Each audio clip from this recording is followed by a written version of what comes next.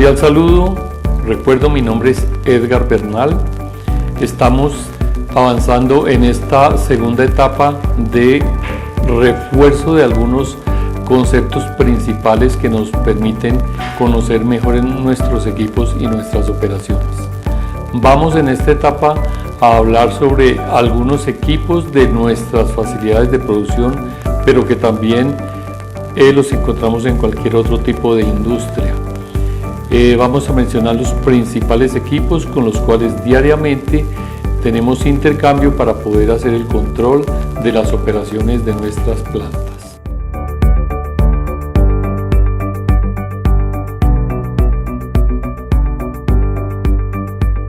Bueno, vamos a repasar en esta parte del módulo lo que son los sistemas de alivio.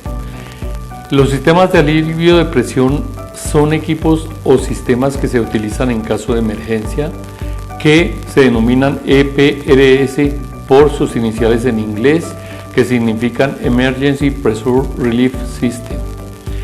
Es la opción de base de seguridad más frecuentemente utilizada en cualquier tipo de industria y protege las plantas principalmente de sobrepresión. Puede proporcionar protección a cualquier tipo de equipo, ya sea reactores, depósitos, tanques, columnas, calderas, secadores y en general otros equipos de proceso. Entre los elementos más comunes tenemos lo que son las válvulas de seguridad y alivio, las válvulas de presión y vacío y los discos de ruptura. ¿Qué son las válvulas de seguridad y alivio?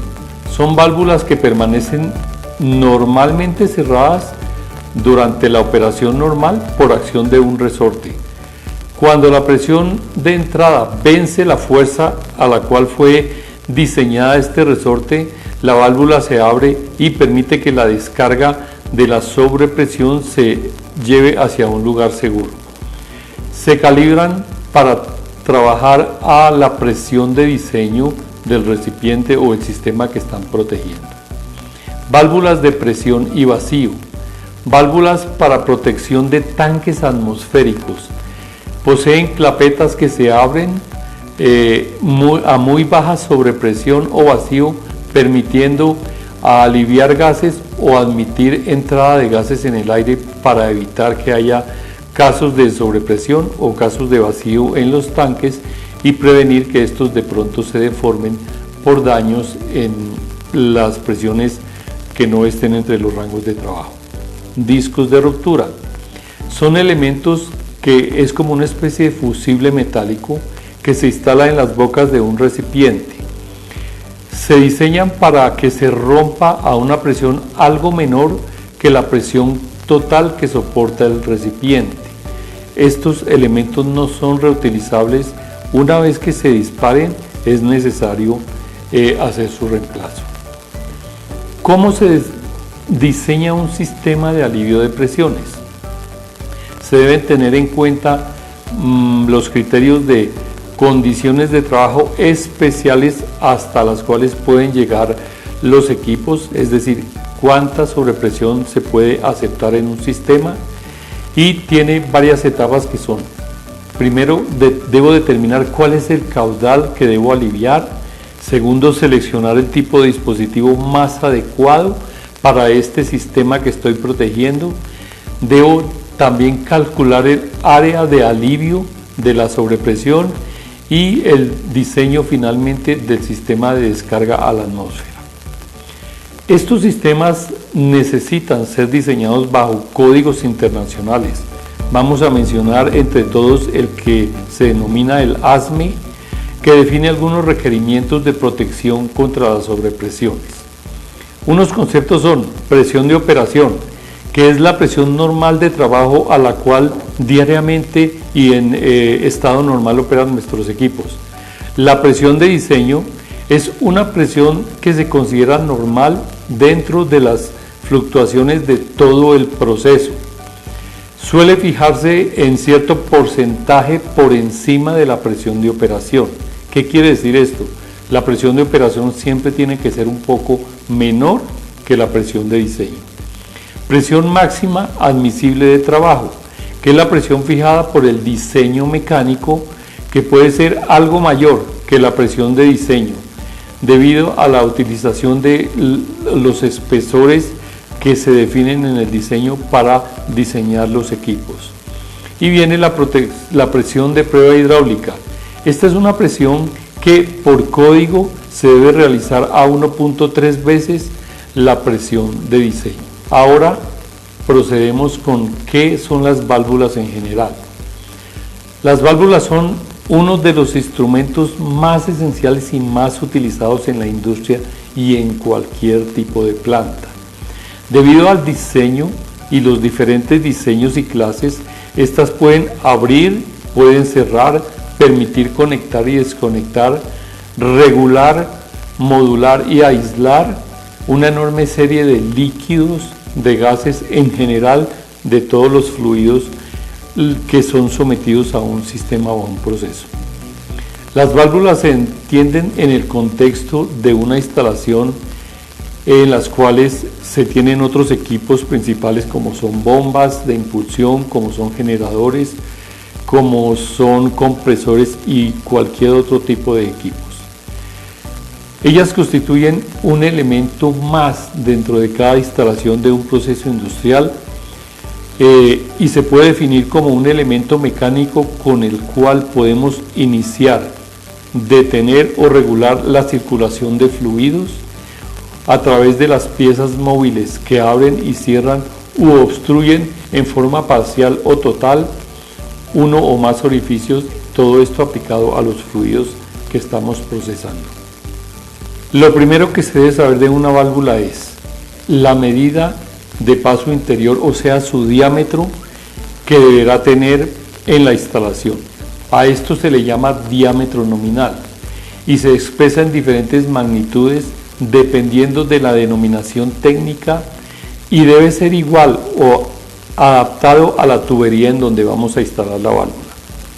Encontramos dos tipos de pasos de válvula. De paso total son aquellas válvulas cuyo diámetro interior es igual al diámetro de la tubería en la cual están instaladas, por consiguiente el área de flujo es la misma.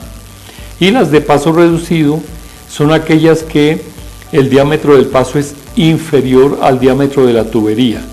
Cuando la reducción de esta área de flujo es del 5% con respecto al diámetro nominal, entonces ya estamos considerando que estamos manejando válvulas de diámetro reducido.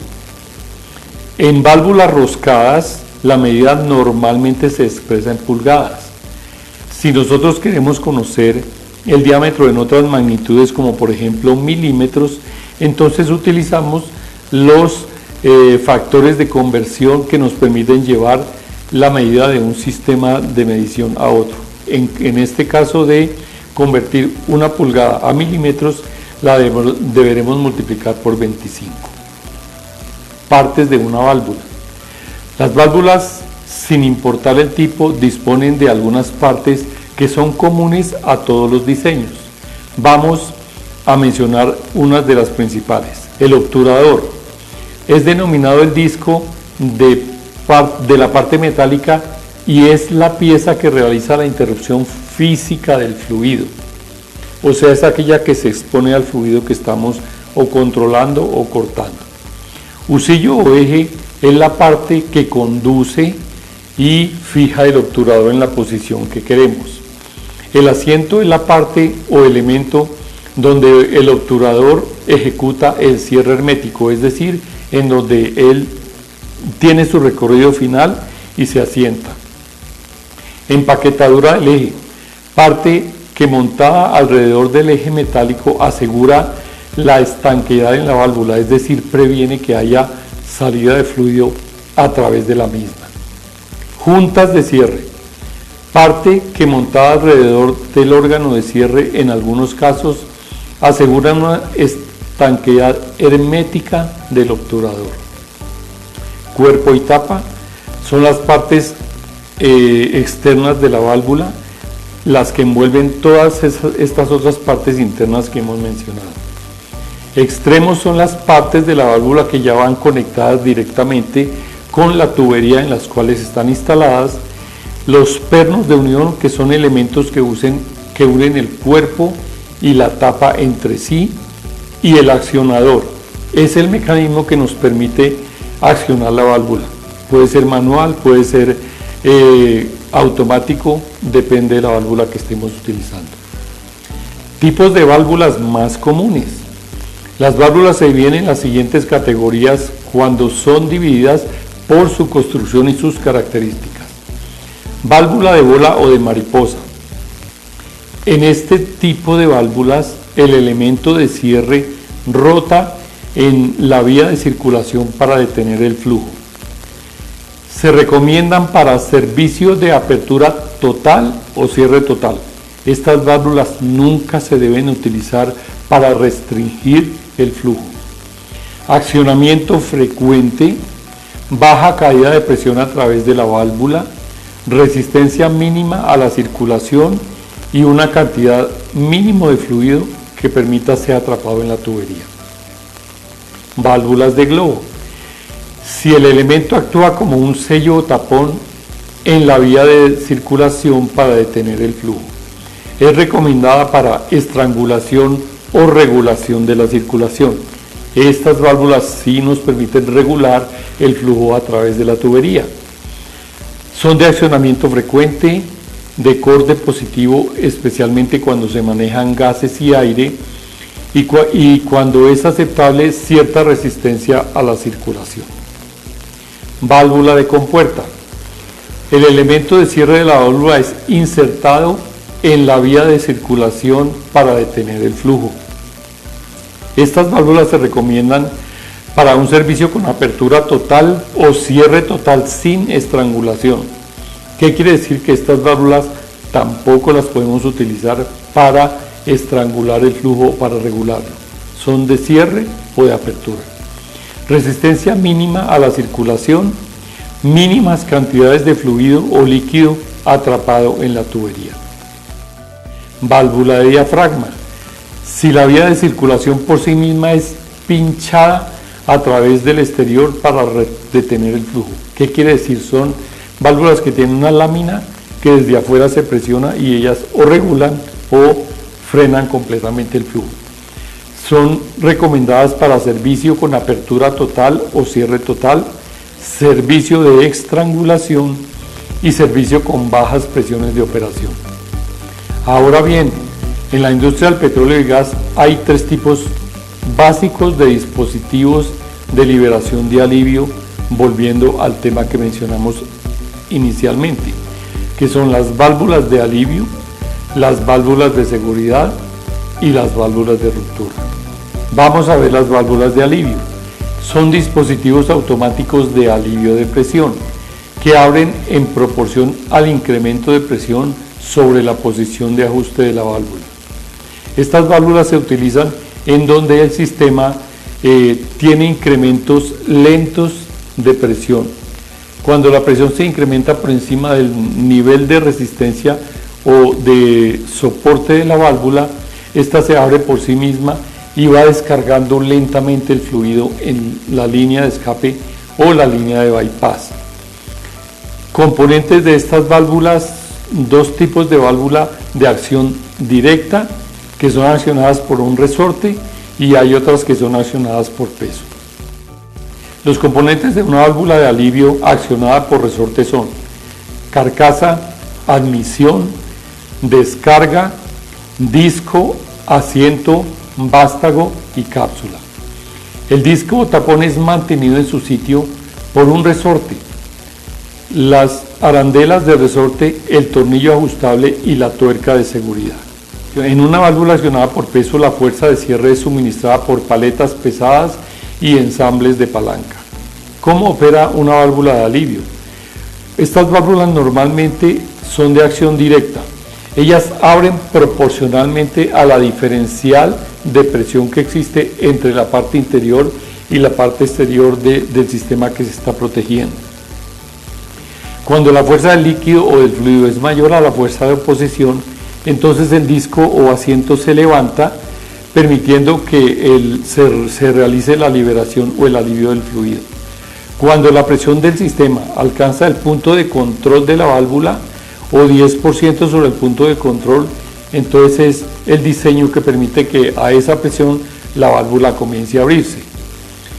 La distancia que alcanza el disco lejos del asiento es proporcional a la diferencia entre las fuerzas que están haciendo presión sobre la válvula, y luego cuando el sistema empieza a bajar la presión y vuelve a alcanzar su presión normal, la válvula va cerrando lentamente. Válvula de seguridad. Es un dispositivo empleado para evacuar el fluido necesario de tal forma que no se sobrepase el límite de presión de trabajo preestablecido para el equipo protegido. Estas son diseñadas para evitar que exista sobrepresión en una instalación, evacuando el caudal necesario para mantener protegidos a los equipos. Por ello se utilizan en sistemas donde la presión puede formarse rápidamente y necesita ser evacuada o aliviada rápidamente. Aunque las válvulas de seguridad son los dispositivos de alivio de presión más utilizados, más comúnmente conocidos en la industria, en ciertas circunstancias no se pueden utilizar. Entonces se debe considerar la instalación de los discos de ruptura. ¿Qué tipos de válvulas de seguridad conocemos? Las válvulas de seguridad sencilla, que son las que alojan en su cuerpo un solo asiento válvula. Las válvulas de seguridad doble o múltiples, que son las que alojan en su cuerpo dos o más asientos de válvulas, y las válvulas de seguridad de apertura instantánea, que son las que se abren repentina y totalmente cuando se supera la presión de tarado. ¿Qué componentes de las válvulas de seguridad son comunes a las otras que hemos visto? Los componentes de la válvula de seguridad son como los de las válvulas de alivio de acción: la carcasa, la admisión, la descarga, el disco, el asiento, el vástago y la cúpula. ¿Cómo operan estas válvulas? La forma del disco como del asiento en la válvula de seguridad está diseñada para que ésta se dispare cuando la presión del sistema es mayor a la presión normal de trabajo. De esta manera la válvula abrirá completamente, aliviando la presión. La presión a la cual la válvula se abre completamente es llamada presión de apertura o presión de disparo. ¿Qué es un disco de ruptura? Es un elemento fusible instalado en la boca del recipiente, calculado para que se rompa a una única presión, que es algo menor que la presión total o mayor que soporta el recipiente en el cual está instalado. Así, este dispositivo de seguridad de presión es el más simple que existe. Es un elemento que se compone de una lámina metálica que es sinónimo de un disco de seguridad y disco frágil. Está diseñado para ser instalado dentro de un sujetador que va ajustado entre bridas. No tiene partes móviles, es solamente el disco, y depende del diseño o la clase que instalemos, probablemente una hoja cortante o soporte. Este disco, una vez, como lo mencioné anteriormente, se dispare, no se puede hacer una corrección o mantenimiento, sino necesita ser reemplazado. Bueno, para continuar con este segundo módulo, vamos a mirar uno de los equipos más utilizados en la industria, que son las bombas. ¿Qué son las bombas? Son dispositivos que se encargan de transferir energía a una corriente del fluido, impulsándolo desde un estado de presión baja o presión estática a uno de mayor presión. En la industria del petróleo y gas se utilizan muchas clases de bombas, siendo las más comunes las de desplazamiento positivo y las centrífugas. ¿Qué es una bomba hidráulica? Es una máquina capaz de transferir la energía con la que funciona, generalmente puede ser mecánica o eléctrica, en energía del fluido que intenta desplazar. Dicho de otra manera, suministra al fluido el caudal y la presión necesaria para cumplir determinada función, o sea, para ser transferido de un lugar a otro. Funcionan con engranajes empalmados entre sí que giran para transportar el fluido hidráulico desde el sector de aspiración o succión de la bomba al de la descarga, y tienen la capacidad de tener un desplazamiento constante. Se clasifican en bombas de engranaje externos e internos. Por lo general, el tipo interno tiene pulsaciones de descarga más pequeñas y menor nivel de ruido que otras bombas. ¿Cómo funciona una bomba hidráulica? Más allá de que existen diferentes tipos de bombas, el principio que rige este funcionamiento o mecanismo es el mismo.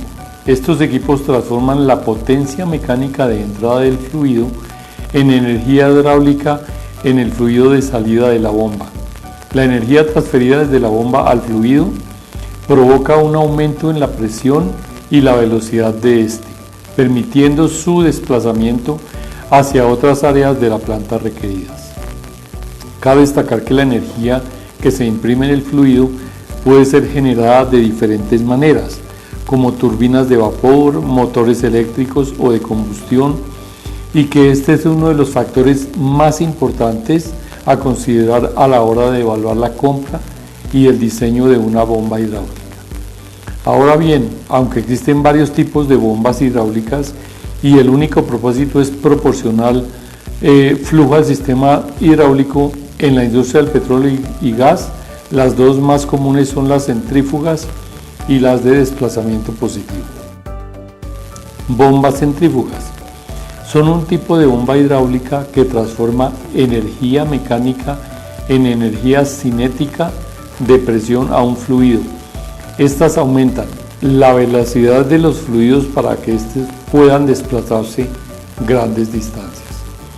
Debido a sus características, conforman la clase de bombas con más ampliación dentro de la industria petrolera y gas, que son las más utilizadas para bombear líquidos en general y permiten movilizar grandes cantidades de fluido. En el campo se pueden encontrar realizando diversos tipos de trabajo, como vaciar tanques de almacenamiento, mover los fluidos del proceso en las plantas de gas y de petróleo, circular agua en las torres de enfriamiento y en otras muchas aplicaciones. Para hacer funcionar una bomba centrífuga existen dos pasos. Primero, el fluido entra por el centro del rodete o impulsor de la máquina. Este dispone de una paleta curva denominada álave que sirve para introducir el fluido. Después, debido a la fuerza centrífuga que produce la bomba, el fluido es impulsado hacia el exterior, donde es recogido por la carcasa o cuerpo de la bomba. Y finalmente, gracias a la estructura de la maquinaria, el fluido es conducido hacia la tubería de salida o descarga de la bomba. ¿Qué tipos de bombas centrífugas se conocen? Se pueden clasificar según distintos parámetros. Por la dirección del flujo. Entonces está el flujo radial. En este caso, el flujo circula de forma perpendicular al eje de rotación. Axial, en este caso, el flujo circula de forma paralela al eje de rotación. Son muy eficientes para elevar grandes caudales a poca altura. Mixto o helicocentrífuga, que combina las bombas axiales a las bombas radiales. Por la posición del eje de rotación se pueden clasificar en horizontales. El eje de rotación se encuentra en posición horizontal. Verticales, el eje de rotación se encuentra en posición vertical, e inclinadas, cuyo eje de rotación está inclinado. Otras clasificaciones que se les pueden dar por el diseño de la carcasa o por la forma pueden ser de voluta y de turbina, y por la forma de succión pueden ser de succión sencilla o doble. ¿Qué partes principales tiene una bomba centrífuga? Las partes constitutivas dependen de su construcción y tipo. Por esta razón vamos a mencionar fundamentalmente las partes que son comunes a todas las bombas, que son la carcasa, que es la parte exterior protectora de la bomba y cumple la función de convertir energía de velocidad impartida al líquido por el impulsor en una energía de presión. Impulsor o rodete son dispositivos utilizados para impulsar el agua o el fluido contenido en la carcasa están formadas por una serie de aspas por el impulsor que agitan el fluido dentro de la bomba. Estoperas, empaques y sellos. La función de estos elementos es evitar que el fluido salga por fuera de las partes de la bomba, para garantizar que todo el fluido salga a través del orificio de descarga de la bomba. El eje es el soporte de todos los elementos que giran en la bomba, transmitiendo además el movimiento que le imprime el eje del motor. Las balineras soportan al eje y reducen la fricción cuando éste rebota dentro de la carcasa. Y el acople conecta el acondicionador con la bomba y transmite poder desde el accionador hacia el eje de la bomba. Otras partes no menos importantes son la entrada y la salida, que son los conductos por donde circula el fluido. De entrada se conoce como tubería de aspiración o succión y el de la salida como tubería de impulsión.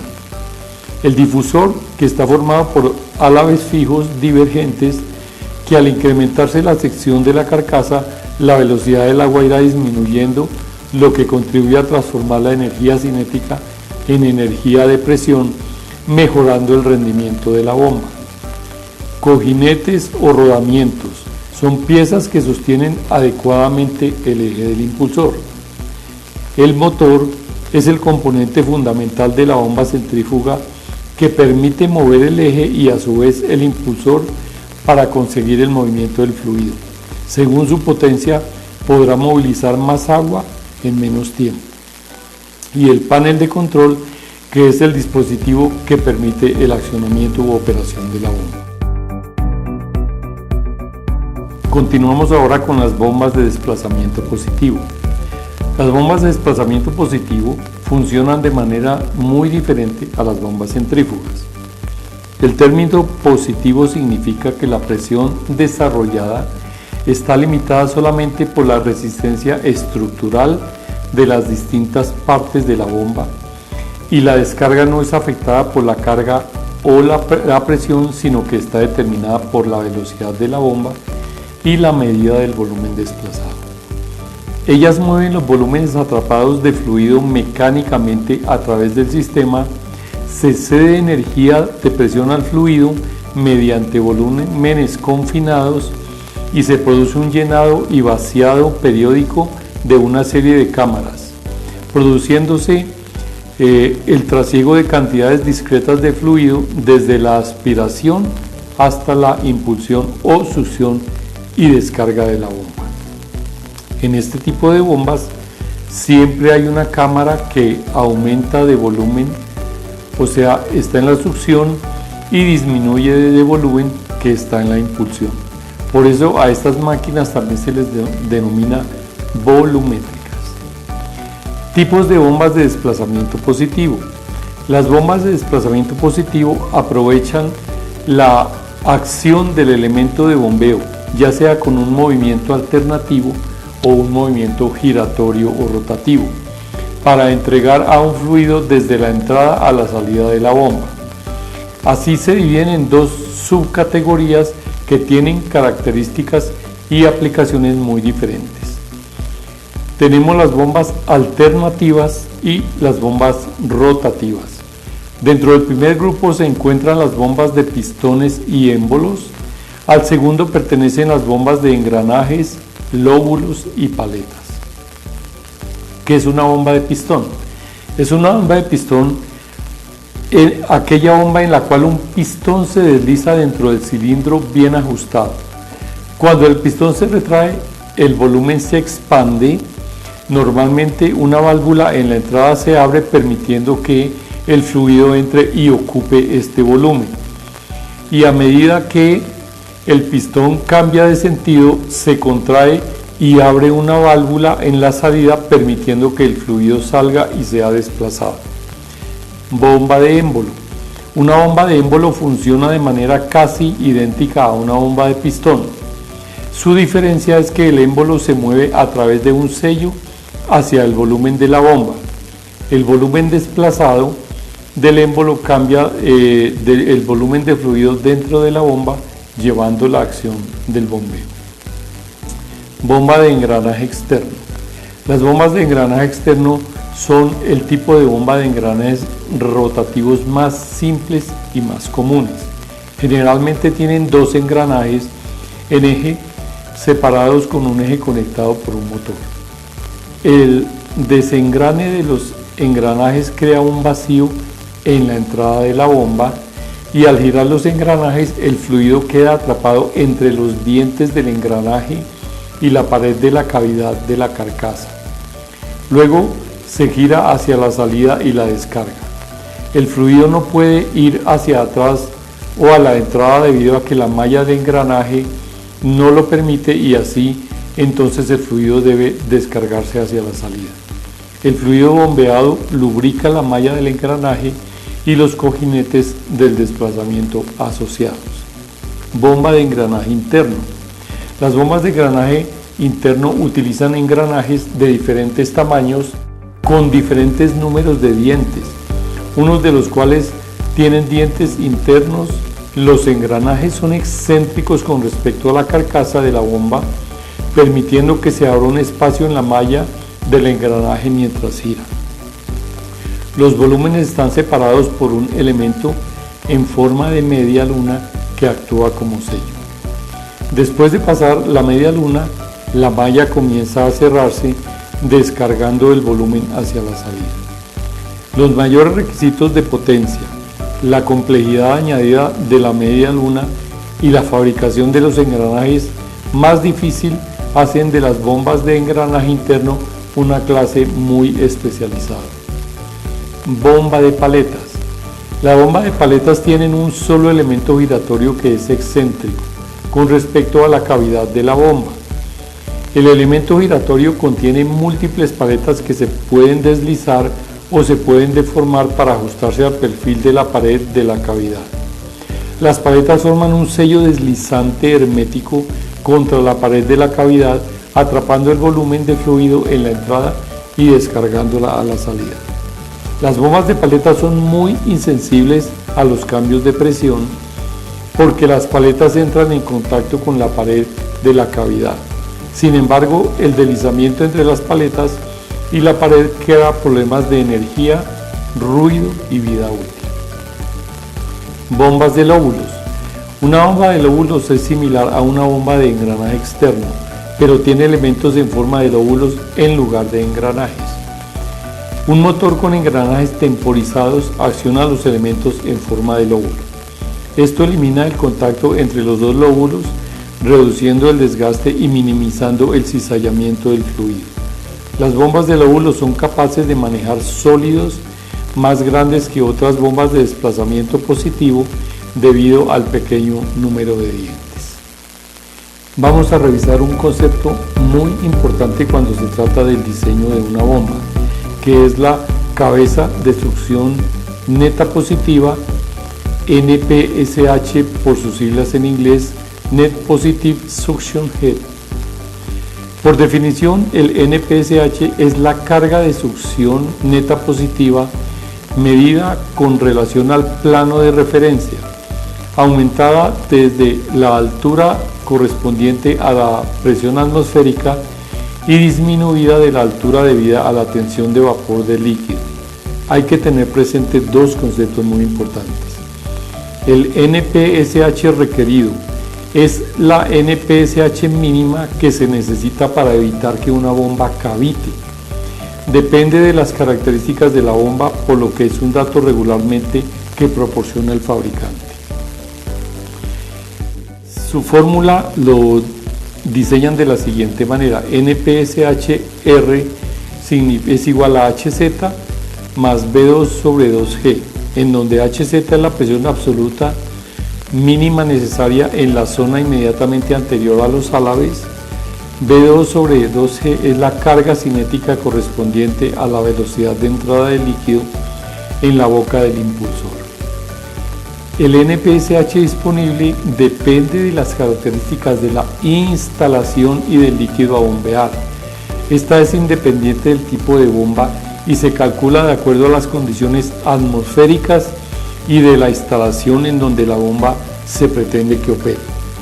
El NPSH disponible es equivalente a la presión atmosférica en pies, denominada como HA, que se consulta en las tablas de diseño, menos la HS, que es la altura de succión en pies, menos el HB, que es la presión de vapor en pies, que depende de la temperatura del líquido, la cual también se consulta en tablas, y menos HF, que son las pérdidas de fricción en la tubería de succión.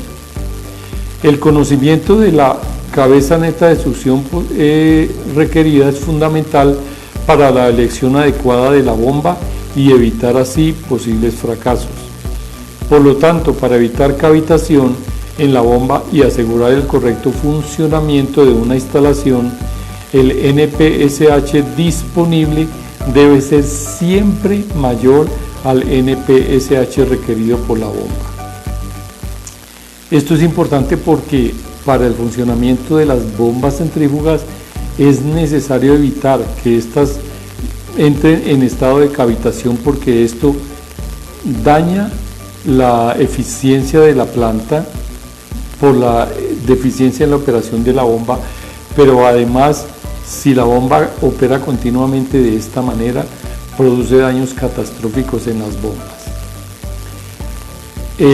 Vamos a presentar a continuación un video que nos permite reforzar estos conceptos de la cabeza neta de succión requerida para una bomba.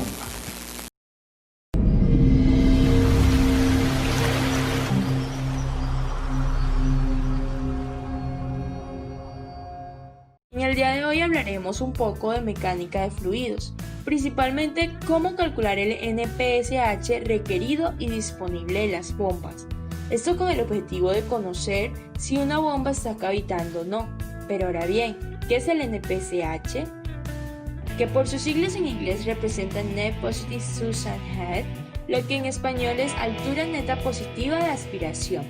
El NPSH se trata de la diferencia entre la presión del líquido en el eje del rotor y la presión de vapor del líquido a la temperatura de bombeo. O dicho de otra forma, es la presión absoluta mínima que debe haber en la entrada de la bomba para evitar fenómeno de cavitación, y representa una de las características más importantes para una bomba. Pero la cavitación como tal es un fenómeno físico que se produce cuando la presión del agua o cualquier otro fluido disminuye por debajo de la presión de vapor del fluido a la temperatura del proceso.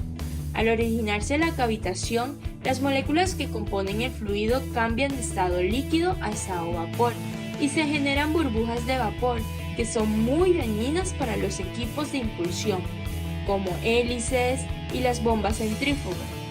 Si la bomba que opera con una aspiración excesiva, la presión a la entrada puede disminuir hasta llegar a alcanzar la tensión de vapor del agua, y se desprenderán entonces burbujas de vapor de agua que, cuando la presión se recupera, explotarían, ocasionando graves daños en los mecanismos de la bomba. El asunto de la presión negativa que origina la formación de burbujas de vapor en el agua y la cavitación lo trataré en detalle cuando les explique un ejemplo referente al cálculo del NPSH requerido y disponible.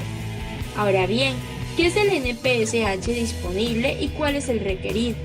Es importante que diferenciemos esto, porque es una pregunta clave para el estudio de la mecánica de fluidos y principalmente el cálculo de las bombas.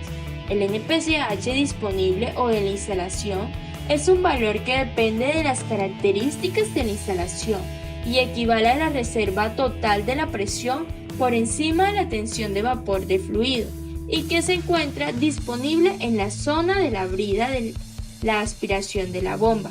Debemos entonces calcularlo con las cabezas de presión a lo largo de todo el sistema. Este valor resume un solo concepto: todas las características de la instalación que incluyen en la altura de aspiración de una bomba.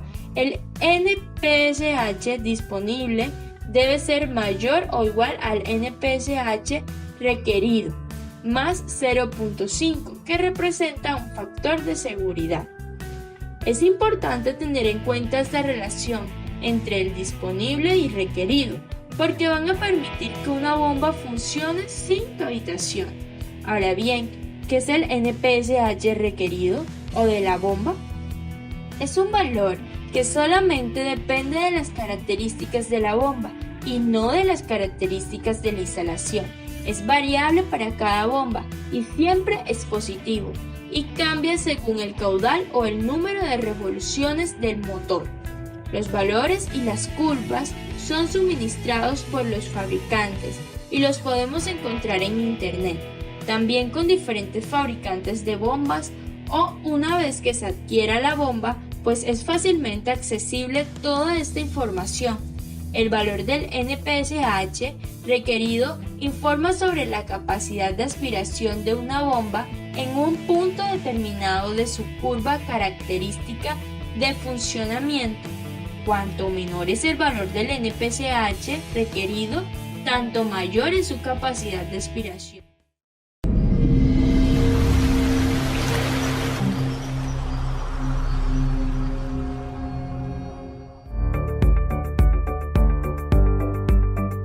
Continuaremos entonces hablando de lo que son los generadores de vapor.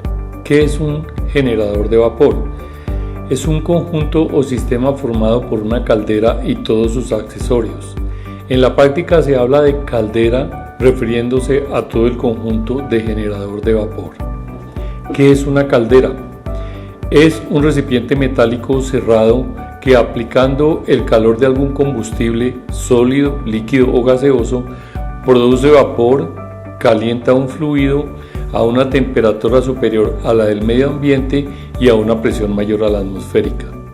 En su concepción más simple, es un equipo capaz de producir calor al quemar combustible en su interior, transmitiendo este calor generado a un fluido que en la mayoría de los casos será agua y en general se denominará fluido caloportador. ¿Y qué es un horno? Es un intercambiador de calor en el que el fluido de proceso fluye dentro de tubos y se calienta por la radiación procedente de una llama de combustión y por convección desde los gases calientes de esta. Entonces aquí ya empezamos a mirar algunos principios de la transferencia de calor que vimos en el anterior módulo que se estudió. ¿Cuáles son las partes principales de la caldera? Las calderas disponen, dependiendo del tipo, de unas partes que son características y no necesariamente son idénticas en todas las partes que utilizan. Sin embargo, teniendo en cuenta lo anterior, las principales partes de las calderas en general son el quemador, que sirve para quemar el combustible y para producir la llama; hogar o cámara de combustión, alberga el quemador y en su interior se realiza la combustión del combustible utilizado para la generación de los gases calientes. Tubos de intercambio de calor. A través de la superficie se efectúa el flujo de calor desde los gases generados en la combustión hasta el fluido caloportador. Chimenea es la vía de escape de los humos y gases de combustión hacia el exterior, después de haber cedido el calor al fluido caloportador. Su trazado es vertical prácticamente en su totalidad y presenta una envoltura aislante y resistente al calor. Salida de fluido caliente, desde donde el vapor o el fluido caliente se envía hacia los puntos de consumo de la instalación o de la planta en la cual estamos haciendo la operación. Bomba es el equipo encargado de introducir el fluido frío en estado líquido en la caldera para reemplazar el volumen de fluido caliente que ha abandonado la misma. Carcasa contiene el hogar y el sistema de tubos de intercambio. Debe estar recubierta por una envolvente con material aislante térmico con el fin de disminuir las pérdidas de calor y proteger a los operarios de cualquier tipo de quemaduras debido a las altas temperaturas que se generan en este equipo. Ahora bien, las calderas que funcionan a alta presión suelen estar provistas de dispositivos de seguridad y accesorios que garantizan un funcionamiento correcto y seguro. Estos dispositivos, que requieren supervisión continua, se sitúan directamente en la caldera o en la instalación encargada de distribuir el fluido caliente desde esta hasta los puntos de consumo. Normalmente se clasifican en dos grupos: dispositivos de seguridad obligatorios, cuya función principal es bloquear el quemador cuando se rebasen los parámetros admisibles de funcionamiento y se ponga en riesgo la caldera. Válvulas de seguridad SIB para prevenir un exceso de presión. Imitador de nivel mínimo que proteja la caldera por la falta de fluido caloportador. Preóstato de seguridad que proteja la caldera contra el incremento de presión. Hay otros dispositivos que son suplementarios y su función principal es garantizar el correcto funcionamiento de la caldera y evitar o prevenir su deterioro. Indicadores de nivel son necesarios para controlar el nivel de líquido a calentar en la caldera. Válvula de aireación, necesaria para el llenado y vaciado del generador y para eliminar el aire residual. Válvula de purga de lodos, para eliminar los residuos que se precipitan en el fondo de las calderas de vapor procedentes del agua de alimentación. Válvula de purga continua de sales, evita que la máxima salinidad admitida en el agua de alimentación de las calderas de vapor y la formación de incrustaciones cristalinas sobre la superficie de calefacción. Botellín de toma de muestra, donde se condensa el vapor generado en las calderas de vapor para garantizar el contenido exacto de las sales y oxígeno. Hay que recordar que la calidad del agua que se alimenta a las calderas debe tener una alta pureza precisamente para evitar que las incrustaciones deterioren o le hagan perder eficiencia a la caldera. Reguladores de presión que ajustan la presión del fluido caliente según las necesidades del punto de consumo. Electrodos de conductividad conectados en el regulador de nivel para regular el aporte de fluido de alimentación a la caldera.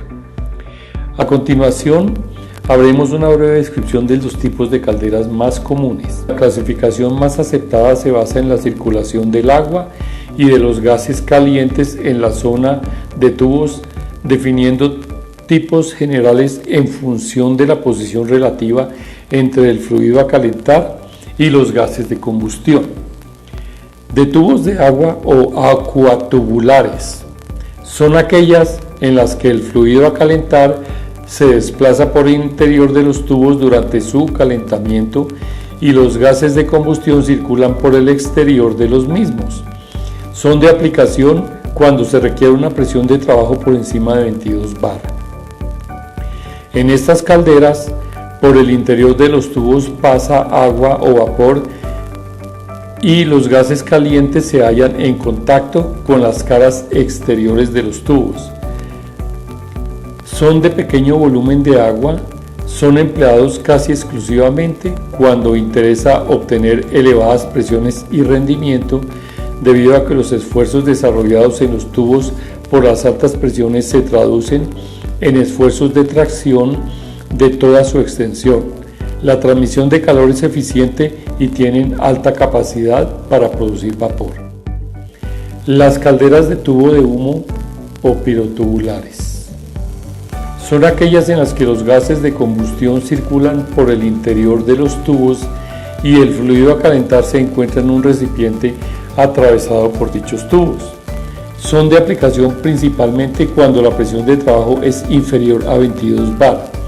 Sirven para calentar grandes volúmenes de agua, requieren más tiempo para alcanzar las condiciones de operación. Son denominadas también igneotubulares y pueden ser verticales u horizontales. Entre las calderas verticales pueden encontrarse dos tipos con respecto a los tubos: de tubos semisumergidos, en las cuales el agua no cubre totalmente las de tubos, y de tubos totalmente sumergidos, en las cuales el agua cubre totalmente las de tubos. Estas calderas se caracterizan por disponer de tres partes claramente definidas. Una caja de fuego donde va montado el hogar. Esta caja puede ser de sección rectangular o cilíndrica. Es de doble pared, por lo que el hogar queda rodeado de una masa de agua. Un cuerpo cilíndrico atravesado longitudinalmente por los tubos de pequeño diámetro por cuyo interior circulan los gases calientes. Y una caja de humos que es la prolongación del cuerpo cilíndrico a la cual llegan los gases después de pasar por el haz tubular para salir hacia la chimenea. Estas calderas trabajan casi siempre con tiro forzado, el cual se consigue mediante un chorro de vapor de la misma caldera utilizando vapor de escape de la máquina. Por problemas de resistencia de materiales, su tamaño es limitado. Sus dimensiones alcanzan a 4.5 metros de diámetro y 10 metros de largo. Se construyen para capacidades máximas de 15.000 kilogramos hora de vapor y sus presiones de trabajo no superan los 18 kilogramos por centímetro cuadrado. Ahora bien, vamos a hablar de qué es un intercambiador. Los intercambiadores son uno de los equipos más comúnmente utilizados para el tratamiento de crudos pesados. Allá en batería 4 se tienen instalados varios equipos de diferentes clases, entonces vamos a entender un poco más de su diseño y funcionamiento. Un intercambiador es un equipo que transfiere energía térmica desde una fuente o un fluido de mayor temperatura hacia un fluido de menor temperatura, con ambos fluidos moviéndose a través del equipo. Esta transferencia puede realizarse por contacto directo entre los fluidos o a través de una pared que separa la fuente de transmisión y el flujo de los fluidos. Así, de esta manera podemos decir que un intercambiador de calor es un dispositivo para transferir calor entre dos fluidos o entre la superficie de un sólido y un fluido en movimiento. Esta transferencia de calor puede ser por conducción o por convección. Aquí nuevamente vemos principios de transferencia de calor que fueron estudiados en el módulo 1. Los intercambiadores de calor se utilizan para diferentes usos. Vamos a mencionar unos de los principales. Elevar la temperatura de un fluido gracias a otro más caliente. Refrescar un fluido utilizando uno a menor temperatura. Llevar al punto de ebullición un fluido por la acción de un segundo fluido a mayor temperatura. Condensar gases utilizando fluidos fríos y llevar a ebullición un determinado fluido mientras se condensa otro gaseoso a mayor temperatura. ¿Cuáles son las partes básicas de los intercambiadores de calor? La carcasa, el haz tubular, la placa tubular, los tubos de transferencia, los cabezales de distribución o estacionarios.